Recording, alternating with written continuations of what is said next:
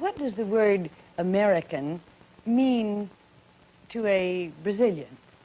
Americans have a way of treating us as if we were an American colony, and we certainly don't like it.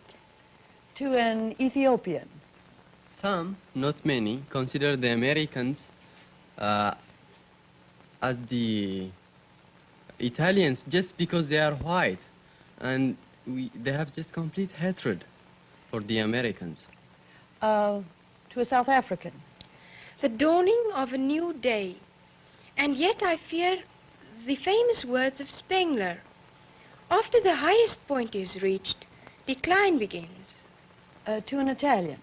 It often means people with no culture and a childish... We want, presented by the New York Herald Tribune Forum for High Schools. It features teenagers from 34 countries from all over the earth, together in unrehearsed discussion of some of their common problems. Each of these young people was selected in a nationwide forum competition put on under the auspices of the Ministries of Education in their home countries. They were brought to the United States by Pan American World Airways and Trans World Airlines and are here for a 3-month visit during each stay in 4 different American families and host communities. But let me introduce you to the students who are participating in this discussion. From Brazil is 18-year-old Susie Rigolette. Susie, how are things going in your host family? Any problems? Gosh, I sure have. Have you? Yes, you know, before I came here to the States, they told me I'd have to go to lots of parties. You know, they haven't taken me to one party and not one American date. I feel offended and left out. How about you, Rena, from South Africa? Been having any interesting experiences? Well, yes, I had a very interesting experience just 2 days ago. I met a girl from Belgium. And, well, she spoke Flemish, and I speak Afrikaans, and yet we understood each other perfectly. Had you known the 2 languages were so alike? Well, I didn't know that before, except that I wrote to a pen friend in Belgium, and I could read the letters, but I didn't know that we would be able to understand each other so well when we actually spoke the languages. Well, that's a new fact for me, too. How about you, Yilma? How are you getting on? Oh, Yilma Tadesse from Ethiopia. It's exactly different from what my dear friend Susie had.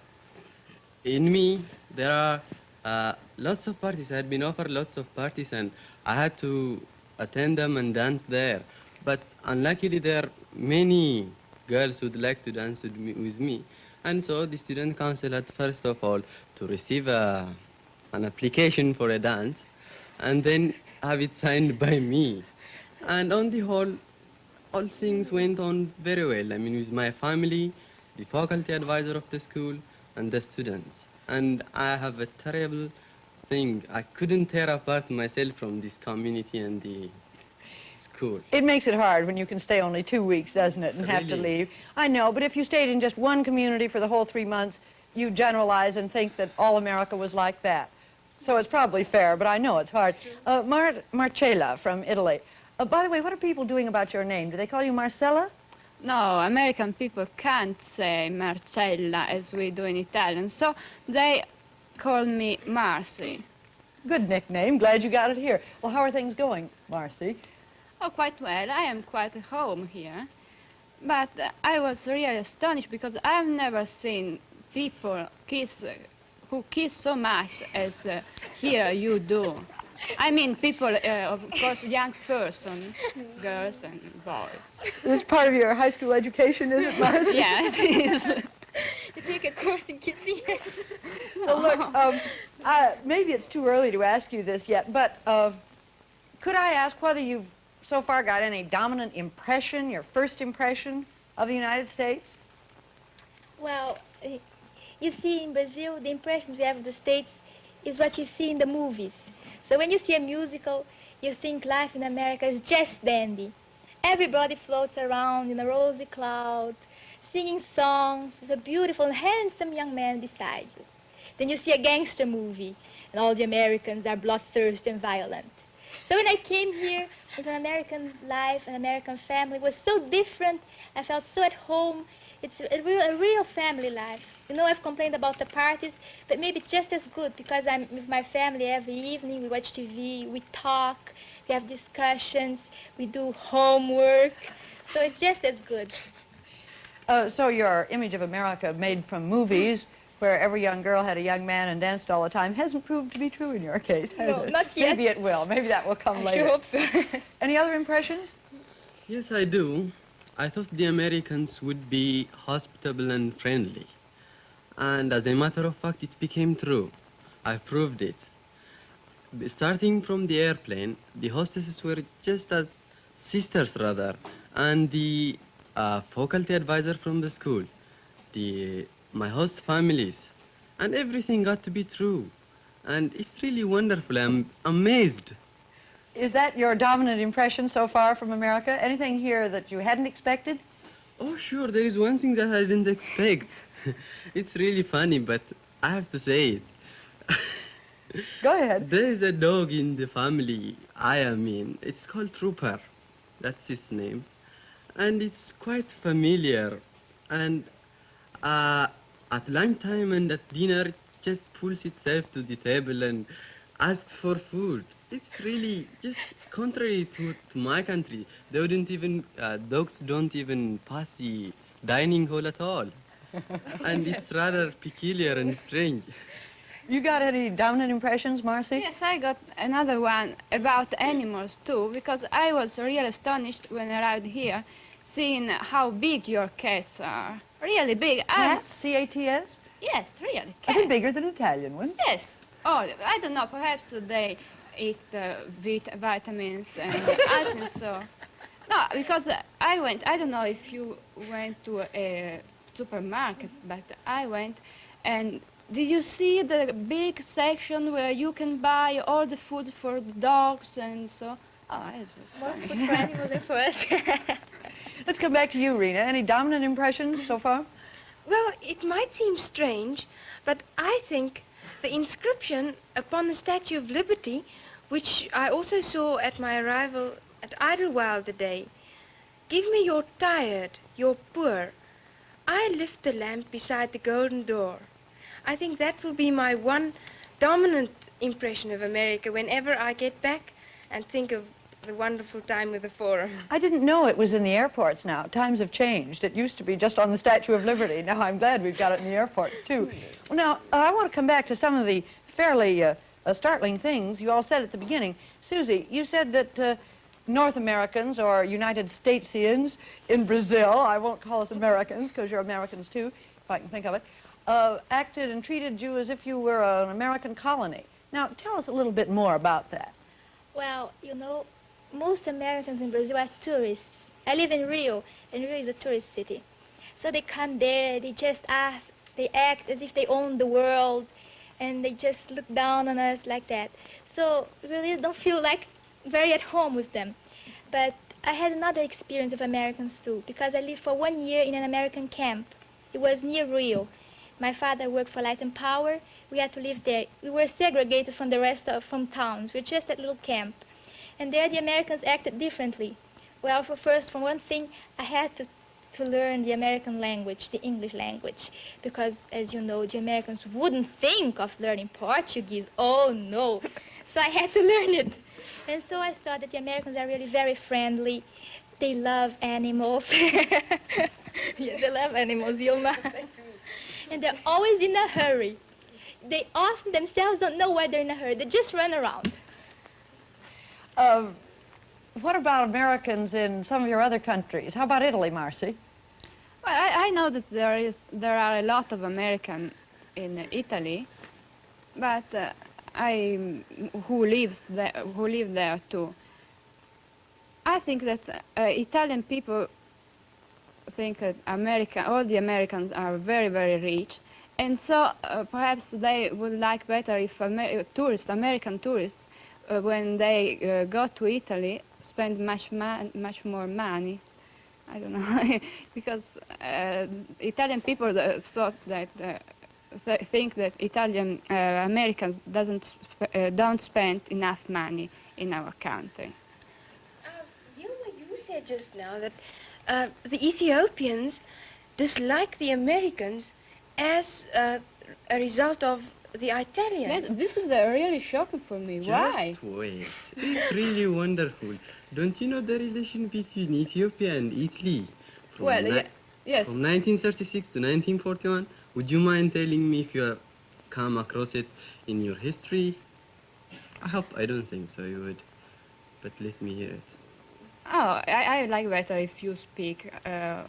What do you learn in your school? Do you mean We you don't learn very much about the very, very recent history in our school. you don't even know the countries you have tried to colonize? Yes, I know this. And I think that they built many roads too in your, and I think that they Is did that the good only things too. Yeah, that's true. But don't you know what you did? I mean, didn't you learn in your history that what Italy did to Ethiopia? In what year? And when did they go out or things like that? Suppose Don't you tell come us. across? Go on, tell us. That's I'll a be- fair question, Marcy. Tell us what you learned, Yeah. or what you know about the Italian trouble with Ethiopia. Oh, I don't know very much indeed. I think that perhaps I studied something about it, but now I forgot it. Well, I'll be pleased to tell you if you haven't come across it in your Yes. history. Well, it should have been because you have been in my country for 5 years, Yeah. from 1936 to 1941. Yes, You came and bombarded our country, killed all of people, and did all sorts of things. And still you don't know the history of this thing. Well, luckily you were kicked out in 1941. Well, Ilma, Yeah. maybe she doesn't know it because it's much more important to the Ethiopians than to the Italians. Well, of course, I admit, it might be as well important to know for her. I mean, what her country has done, what countries Italy dominated, no, what countries Italy tried to colonize. Don't you think that would at least be important to know what countries she It would colonized? be a little important to them and very important to you. It's very important to me, and I know it well, and I have explained it to you. I Thank you. wonder if this raises a question that we ought to tackle. Is it a good thing that in schools today in 1958 you don't learn much about 1938? Is that a good thing or is it a bad thing? And is it true of other events of the 1930s?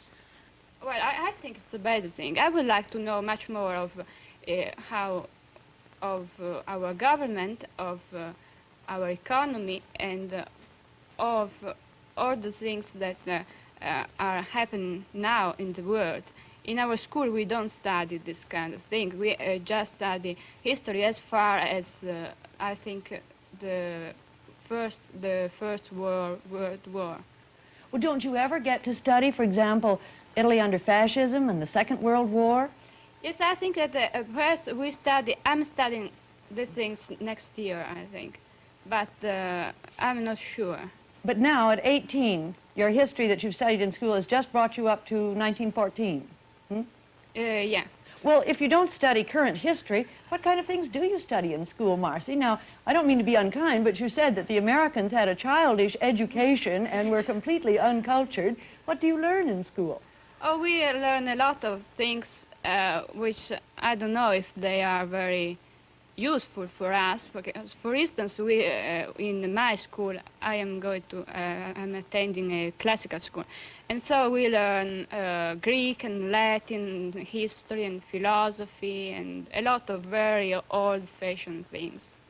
But you haven't really learned yet about the fascist period in no, Italy. No, I think I'm learning something next year. Well, now, what about in Ethiopia, Yilma? What have you learned in school about this Italy? period? Yeah. As a matter of fact, we celebrate the day the Italians were kicked out every year. And I don't mean it's our independent day. We had our independence even before Christ, rather. And we just remember that date and just celebrate it. And of course, every individual in Ethiopia wouldn't ever forget what the Italians had done to us. I'm sorry. What the Italians do to us? They killed many people, innumerable. Why? Well, he never. They'd like to colonize our country, and we wouldn't let them do so. Well, we have to sacrifice so many bloods and things like that in order to keep the freedom of our country. Don't you think that's good? Oh, yes, of Yeah. course. Perfectly true. I guess. Well, Rina, tell me about education in your country. Do you learn really history up to date? Well, I wouldn't say as up-to-date as in American schools, for in American schools, they seem to know everything more about the present history than about the past. And yet I think perhaps in this atom age of ours, it's more important. But I'd like to tell Yilma just something. Yilma, do you know that you were talking about your very old country, but I don't know if you ever heard about the Zimbabwe ruins well, it's more or less in Rhodesia, a little bit north of South Africa, the Union. And we think that the Ethiopian people built it there, and there can be found no traces whatsoever which people inhabited it or whatever happened. It's probably the Ethiopians, I agree. I'm sure. And that's a proof that our country, Ethiopia, existed before Christ also. You say that your people came down from the Middle East. You are not native African. No, not at all. Ethiopians. As a matter of fact, we don't have the Negro blood at all. And we migrated from the Semitic type of the Saudi Arabia and Yemen and the countries just away from the Red Sea. And the origin could be said that some people drafted and came to the northern part of Ethiopia. And then they migrated inwards. And time went on, they stayed and stayed. And then the Hamitic races from the bordering, from the south and from Sudan and things like that, from the countries But in if you, Africa. excuse me for interrupting, but if you don't have Negro blood, then this is news to me. The Ethiopians, I would think, wouldn't have any particular feeling about race relations in other parts of Africa. We don't at all feel any relationship. It's none of our concern. I mean, we just don't care about it, as we don't have the Negro blood. We shouldn't have to worry ourselves. I mean, the color you might, the color of my face is just dark because it's due to the exposure of the sun. And my country is a mountainous country. It's 800 feet above sea level. And it's more or less nearer to the sun than is the other countries that lay near the equator. Yuma, Yeah. you're not white, And not black. not black. What Yeah. are you? It's just in between. Yilma, and I would like to know, are you, for instance, very much interested in the South African race policy? Or do you stand more or less objective towards that? Not at all. We wish you would do things fairly. I mean, we wish you don't treat the native South Africans as you do right now. But as a matter of fact, we don't care. We just listen to your policies and things that go on in South Africa. But I'd like to ask you one question. Would it become more, would it be, would you think it would be a little, I mean, wait, just before... would the matter be worse or better, within these few years? Or what is the stand right now of this South African problem? Could I just ask you another question before I answer yours? Yeah. Is there any discrimination, for instance, between the separate tribes in your country? How do you, for instance... I'm very happy you brought that point. As a matter of fact, the Amhara tribes consider ourselves superior to the other tribes, to the adjacent tribes that live in the same community. And we just consider them inferior and consider ourselves superior. And that could be something of segregation, but it's not actually in the sense that you take it and the Americans in Little Rock take it. It's just very unprominent. I mean, do you mean that you think that the other tribes are perhaps a little too primitive, for instance? Not a matter of primitiveness or so. It's just a matter of ignorance, I shall say. Oh. The Amhara tribes are more cute and clever. And that's why, they're just... That's your tribe? Yeah, that's my tribe. I'm That's proud of very it. modest, yes. Yeah. And Yuma, do you have whites in Ethiopia? White people? Foreigners? White people, yes. Yeah, lots of them. We have the Americans, as a matter of fact. They're working in different departments. And I'd like to say one point on that. They seem to be more cooperative in... they looked as though they are cooperative in my country. And I thought it was because they were in a foreign country that they should cooperate. But no, I proved it right here. They come in, they have assemblies in communities and things like that. I mean, they are more cooperative than I actually saw it in my country. Yoma, just to get back to another point, do you then think, for instance, it's fair that if there is discrimination in Ethiopia, even between, well, the same race and the same nation, Not the same race, of course the same nation. the same nation, but do you think then it's fair to judge South Africans as white towards black? If you don't, for instance, acknowledge the less good Ethiopians, well, We do acknowledge them. I don't mean we don't actually consider our discrimination, what you call it, is not as prominent and worldwide known as Oh, it's yes. in South Africa. That's it. Well, what are we actually saying here? That there is all kinds of discrimination, and discrimination is all right as long as it isn't too prominent, or as long as it isn't between black and white? What are we saying here anyway? No, it's like this. She said, do you think the discriminations in your country is good, or the segregation Excuse me, let's hear from Susie on this, because Brazil's got a special point of view, I'm sure. No, what they wanted to say is that he was telling her that she has discrimination. She's telling him he has... segregation, not I'm discrimination. sorry, segregation. And she's telling him that he has a kind of segregation too. And he won't admit it. I did. I just told you first of all. How did you happen to You know it? consider I your told you it's- segregation different. Yeah. Yes, because you're all different. Well, what's it like in Right. Brazil, Susie? Well, my country has a very good point, a point of advantage in that, because we have no segregation at all. And we could be in the same position as the United States, because we had slaves just the same as they did, just about the same time as they did. Only our country was a colony of Portugal, the United States was a colony of England. The Englands are Anglo-Saxons, the Portuguese are Latins. And the Latin race, mingles very easily. So there were marriages between black and white. They formed mulattoes, which are not black and are not white. They mingled and mingled and mingled. So now we don't have black and white. We have all sorts of colors, from white to very black, with light brown in between. And in Brazil, there's just no question if that person has a little Negro blood, like here in the States. He has 1/8 of Negro blood, he's considered a Negro. He has 1/16, he's considered white. We just don't have it. You look at the person, look at another one, they're people. That's what's different. And I wanted to ask you something, Rena.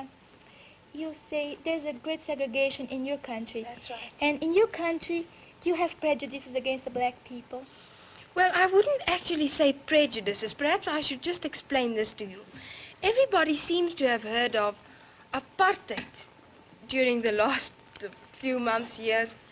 And I think it's perhaps misinterpreted in most instances.